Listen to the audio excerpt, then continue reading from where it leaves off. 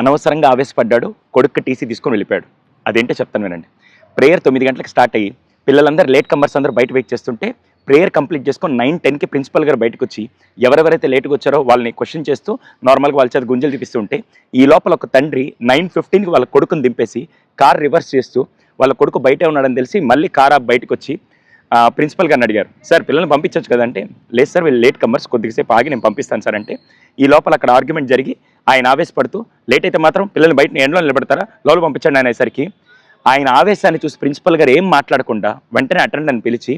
TC form తీసుకురమ్మని చెప్పి TC form fill చేసి అబ్బాయి తండ్రికి ఇచ్చేశాడు. అప్పటిదాకా వాయిస్ రైజ్ చేసిన తండ్రి సడన్గా వాయిస్ తగ్గించి అదేంటి సార్ టీసీ ఇస్తున్నారంటే,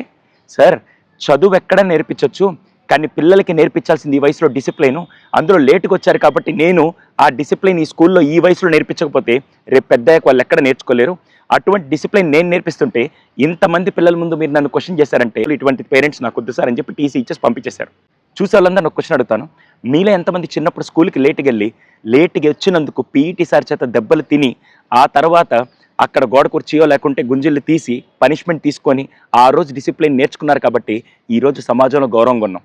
ఈ జనరేషన్కి ముఖ్యంగా కావాల్సింది టెక్నాలజీ, చదువు అదంతా సెకండరీ, ఫస్ట్ కావాల్సింది డిసిప్లిన్ అండి. అది నేర్పించే బాధ్యత అటు తల్లిదండ్రులు ఇటు స్కూలు ఖచ్చితంగా తీసుకోవాలి. ఆ డిసిప్లిన్ చిన్నప్పుడు రాకపోతే